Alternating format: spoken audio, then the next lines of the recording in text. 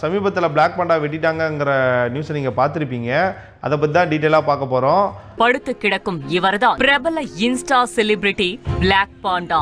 அப்புறம் தெரிஞ்ச தம்பிங்களாம் இருக்காங்க, அவங்களுக்கு தான் கால் பண்ணி என்னாச்சு ஏதாச்சும் விசாரித்தோம். அந்த தம்பிக்கே நான் கால் பண்ணுறேன், என்ன நடந்துச்சுங்கிறத நீங்களும் தெரிஞ்சுக்கோங்க. தம்பி, இந்த மாதிரி அந்த நியூஸில் பார்த்தேன், இந்த மாதிரி பிளாக் பாண்டாக்கு இந்த மாதிரி ஆயிடுச்சுன்னு சொல்லிட்டு. அது என்ன பிரச்சனை, என்னாச்சு? அது இந்த ப்ரொமோஷனுக்கு போயிருக்கா பண்ணேன், இந்த வீடியோ எல்லாம் போடுவோம்ல இன்ஸ்டால, அந்த மாதிரி போயிருக்கா பண்ணேன். அங்க ஏதோ வாக்குவாதம் இருக்கு, இந்த மாதிரி வீடியோ போட மாட்டேன் அப்படிங்கிற மாதிரி சொல்லியிருக்கா பண்ணேன். அதுக்கான விட்டுவாங்க. ஹலோ ஹலோ பிளாக் பாண்டா நண்பா, எப்படா நண்பா இருக்க? நல்லா இருக்கேன் நண்பா. இப்போ பரவாயில்லையா? பரவாயில்ல நண்பா. ஏன், என்னாச்சு? நல்லா தானே இருந்த, திடீர்னு என்ன இந்த மாதிரி ஒரு பிரச்சனை கேள்விப்பட்டேன். நல்லா இருந்தா பிடிக்காத நண்பா. என்ன ஆச்சு முழுசா, என்ன நடந்துச்சு? ஹலோ கேங்ஸ்டர்ஸ், எல்லாரும் எப்படி இருக்கீங்க? கேங்ஸ்டர்ஸ், நான் உங்கள் ஜெய்மணிவேல். இந்த வீடியோவில் என்ன பார்க்க போகிறோன்னா, சமீபத்தில் பிளாக் பாண்டா வெட்டிட்டாங்கங்கிற நியூஸை நீங்கள் பார்த்துருப்பீங்க. அதை பற்றி தான் டீட்டெயிலாக பார்க்க போகிறோம். படுத்து கிடக்கும் இவர்தான் பிரபல insta celebrity black panda. First என்ன விஷயம்னா, நம்ம சென்னையில் இருக்கோம், பிளாக் பாண்டா மதுரையில் இருக்கான். அங்கே என்ன நடந்துச்சுங்கிறது எக்ஸாக்ட்லி நமக்கு தெரியாது. அதனால தான் இதை பற்றி பேச வேணாம் அப்படிங்கிற மாதிரி அவாய்ட் பண்ணிட்டு இருந்தோம். ஆனால் நீங்கள் தொடர்ந்து நிறைய கமெண்ட் வேறு கேட்டுகிட்டே இருந்தீங்க, ப்ரோ இந்த மாதிரி பிளாக் பாண்டா வெட்டிட்டாங்க, அதை பற்றி பேசி வீடியோ போடுங்க. இந்த மாதிரி பிளாக் பாண்டா ஹாஸ்பிட்டலில் இருக்கார் ப்ரோ, அது என்னென்னு கொஞ்சம் பாருங்கள், என்னென்னு அதை பற்றி வீடியோ போடுங்க அப்படிங்கிற மாதிரி நிறைய பேர் கேட்டிருந்தீங்க.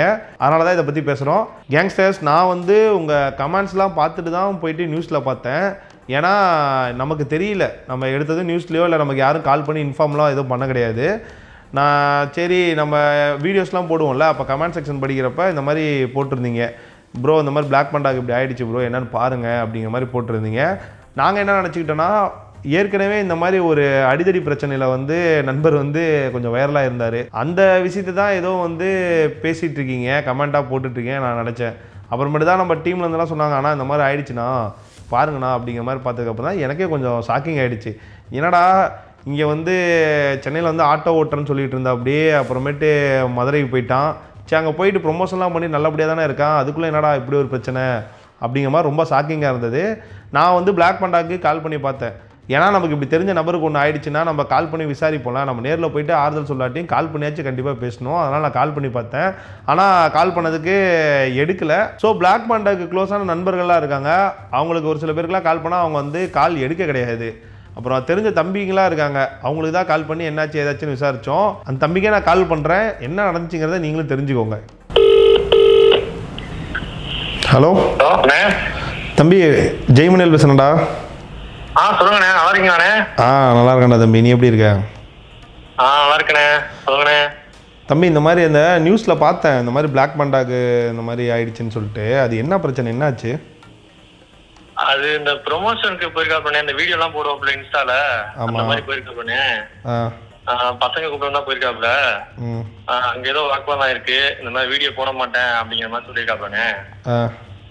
அதுக்கு இல்லை, நீ வீடியோ போடாம எப்படி போயிருவ அப்படிங்கிற மாதிரி பேசி அது மாதிரி சண்டை வளர்த்துருக்காங்கண்ணே.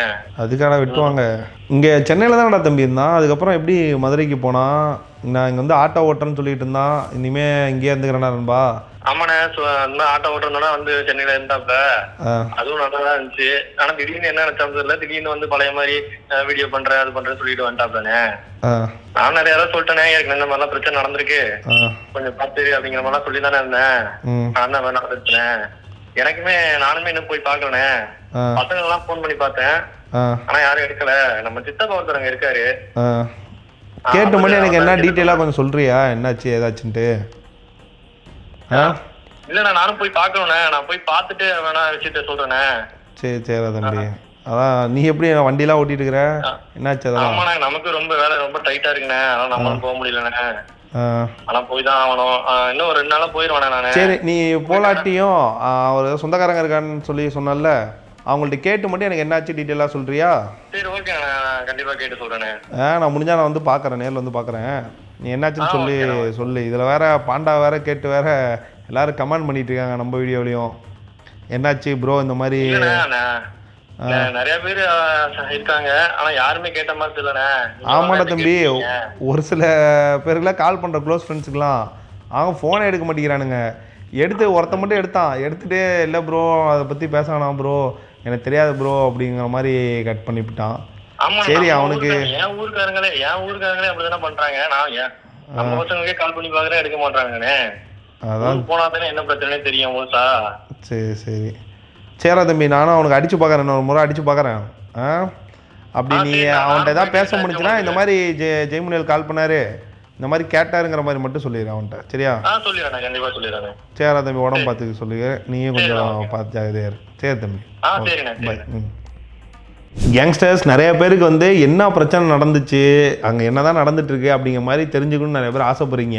ஏன்னா எனக்கு புரியுது, நிறையா வீடியோலாம் அவன் நிறையா சிரிக்க வச்சுருக்கான். ஆள் என்ன தான் கோமாளித்தனமாக சேட்டையெல்லாம் பண்ணிட்டு சுற்றிட்டு இருந்தாலும் நல்லா வந்தான், அந்தளவுக்கு ஒன்றும் மோசமானலாம் கிடையாது. ஆனால் அவனுக்கு இப்படி ஆயிடுச்சுங்கிறப்ப தான் கொஞ்சம் வருத்தமாக இருக்குது. அதனால தான் நம்மளும் தெரிஞ்சுக்கலான்னு பார்த்தா அவங்க நண்பர்களுக்கெல்லாம் கால் பண்ணால் யாரும் எடுக்க மாட்டேங்கிறாங்க. எடுத்தாலும் அதை பற்றி பெருசாக பேச மாட்டேங்கிறாங்க, உடனே கட் பண்ணிடுறாங்க. ஏன்னா இந்த பிரச்சனையை பொறுத்த வரைக்கும் என்னென்னா, இந்த வெட்டிட்டாங்கிறத தாண்டி அது போலீஸ் கேஸ் ஆகி அந்த வெட்டினவங்க இருக்காங்களா அவங்க மேலே வந்து கேஸ் ரிஜிஸ்டர் பண்ணி அவங்கள வந்து அரெஸ்ட் பண்ணிட்டாங்களாம். ஸோ இது கொஞ்சம் பெரிய பிரச்சனை தான். அதனால தான் நானே பேச வேணான்னு சொல்லிட்டு கொஞ்சம் அவாய்ட் பண்ணிட்டு இருந்தேன்.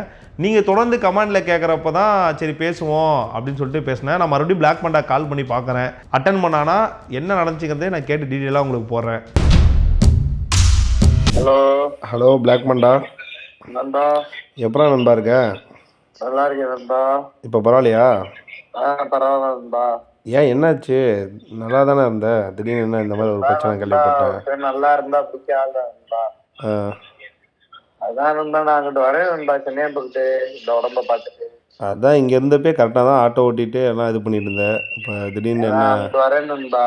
கண்டிப்பாக வா வா. இப்போ எப்படி எவ்வளோ நாள் ஆகும் ஃபுல்லாக க்யூர் ஆகிறதுக்கு உடம்பு சரியாகிறதுக்கு எவ்வளோ நாள் ஆகும்? இன்னும் ஒரு 20 நாள் ஆகணும்டா. 20 நாள் ஆகுமா? கேட்டேன் ஹாஸ்பிட்டலில் இருக்கியா இல்லை வீட்டுக்கு வந்துட்டியா? வீட்டுக்கு வந்துட்டேன் நண்பா, அன்னைக்கு தான் வந்தேன். வீட்டுக்கு வந்துட்டியா? ஆமாம் நண்பா. சரி, உடம்பு பார்த்துக்கோ. சரி நண்பா. என்ன ஆச்சு உடம்பு முழுசா? என்ன நடந்துச்சு சொல்கிறேன் உன்கிட்ட ஃப்ரீயாக சொல்கிறியா? வீட்டில் இருக்கேன். சரி பாரு, உடம்பு பார்த்துக்கோ. சரி. என்னாச்சுன்னா கேங்ஸ்டர்ஸ், இப்போ பிளாக் பண்டா வந்து மதுரையில் ஆல்ரெடி ஒரு பிரச்சனை ஒன்று நடந்துச்சு. அந்த அடிதடி பிரச்சனைனால தான் மதுரையே வேணான்னு சொல்லிட்டு இங்கே சென்னை வந்து ஆட்டோ ஓட்டலான்னு பொழப்பு தேடி வந்தான். அப்படி வந்த இடத்துல நாமளும் மீட் பண்ணோம், பேசணும். அவனுக்கு வேறு அப்பா அம்மா கிடையாது. சமீபத்தில் தான் வந்து அவங்க வீட்டில் இருந்தவங்க தவறிட்டாங்க. அதையுமே நீங்கள் பார்த்துருப்பீங்க. பார்க்கலாம், இன்னொரு டைம் வீடியோ போடுறேன், அதை பாருங்கள். அம்மா அப்பா இறந்துட்டாங்க. ஆமாடா, இறந்துட்டாங்க. அம்மா வந்து சின்ன வயசுல தவறிட்டாங்கன்பா. அப்பா வந்து இப்போதான் 3 மாதம் ஆச்சு, இறந்துட்டாங்க. என்னை வளர்த்தது ஃபுல்லாமே அக்கா, எங்கள் மாமா தான். அவங்க தான் அவங்க வீட்டில் வச்சு தான் சின்ன பிள்ளையிலேருந்து வளர்த்துக்கிட்டு இருக்காங்க. அதனால நான் அப்படியே எனக்கு அங்கே ஏற்பட்ட பிரச்சனையில் வந்துச்சு. பாவா நமக்கு பிடிக்காதவன் எல்லாருமே இருக்காங்கல்ல, நம்ம பிடிச்சவங்களும் இருப்பாங்க, பிடிக்காதவங்களும் இருப்பாங்க. அதனால தான் பாவா இங்கே வந்தேன். பார்த்தா நீ வந்து என்னை பார்த்துட்ட. எப்படியே மாமா அக்கா விசேஷம் வச்சுருக்காங்க. அவங்களுக்கு என்னமாச்சும் சம்பாரித்து என்னமாச்சும் ஒரு வழியை வந்து இது வரைக்கும் நான் செஞ்சதே இல்லை பாவா. அவங்க தான் எனக்கு எல்லாமே பண்ணியிருக்காங்க, எங்கள் அக்கா என் மாமா. அதெல்லாம் ஒன்றும் மனசு தளர்வாடாது நண்பா. அவனும் என்கிட்ட என்ன சொன்னான்னா, நண்பா இந்த மாதிரி அப்பா அம்மா இல்லை எனக்கு, நண்பர்களும் வந்து கொஞ்சம் சரியில்லை, எல்லா பக்கமும் போனால் ஏதோ பிரச்சனை இழுத்து விட்றாங்க, எங்கேயுமே போயிட்டு நிம்மதியாக இருக்க முடியல, அதனால தான் சொந்த ஊரே வேணான்னு சொல்லிட்டு நான் வந்து இங்கே சென்னைக்கு வந்துட்டேன். இனிமேல் ஆட்டோ ஓட்டி பிழைக்கலான்னு இருக்கேன் நண்பா. அதை மீறி வந்து ஏதாச்சும் வீடியோஸ் இருந்தால் என்னை கூப்பிடு, ஏதாவது காமெடி வீடியோஸ்லாம் ஏதாவது பண்ணலாம் நண்பா, எனக்கும் இந்த சினிமாலலாம் நடிக்கணுங்கிற மாதிரி ஆசையெல்லாம் இருக்குது அப்படிங்கிற மாதிரிலாம் சொன்னான். சரி ஓகேன்னு சொல்லிட்டு நாமளும் ஒரு சில வீடியோஸ்லாம் பண்ணோம். நல்லாவே பண்ணுவான், சிரிக்க வைப்பான், அதெல்லாம் நீங்கள் பார்த்துருப்பீங்க. அப்படி தான் போயிட்டு இருந்துச்சு. ஆனால் இங்கே சென்னையிலேருந்து மதுரை எப்போ போனான்னு தெரில, போன இடத்துல ப்ரொமோஷன்லாம் பண்ணிகிட்டு இருந்தான். ஃபன் வீடியோஸ்லாம் மீச பண்ணி கூட சேர்ந்து நிறைய வீடியோஸ் பண்ணிகிட்டு இருந்தான். சரி பரவாயில்ல, நல்லபடியாக இருக்கானுங்க, நிறைய ப்ரொமோஷன்லாம் பண்ணுறானுங்க, அது மூலிமா அது செலவுக்கெலாம் வரும். ஏன்னா அவங்க அக்கா மாமா வந்து கொஞ்சம் நல்லபடியாக அவங்கள பார்த்துக்கணும், எனக்குன்னு யாரும் இல்லை, அக்கா மாமா மட்டும்தான் இருக்காங்க, அதனால் அவங்களுக்கு நான் எதாவது செய்யணும் நண்பாங்கிற மாதிரி சொல்லிகிட்டு இருந்தான். சரி இப்படிலாம் போயிட்டுருக்கே பரவாயில்லன்னு நினச்சிட்டு இருந்தேன். திடீர்னு பார்த்தா இந்த மாதிரி ஒரு நியூஸு. அதை பார்த்துட்டு எனக்கே ரொம்ப கஷ்டமாக போச்சு.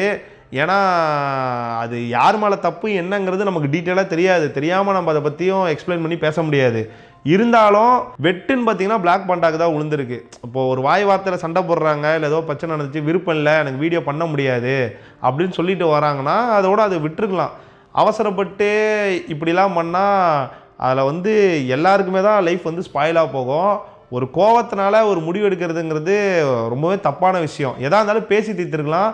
அப்படி பிளாக் பண்டா மேலேயே ஏதோ தப்பு இருக்குது, ஏதோ வார்த்தை விட்டுட்டான் அப்படிங்கிற மாதிரி இருந்தாலுமே நம்ம பேசி தீர்த்துருந்தா இவ்வளோ தூரம் வந்திருக்காது. ஆனால் இது வந்து இப்போ கேஸ் ஆகி இது ஒரு பெரிய பிரச்சனையாகவே ஆயிடுச்சு.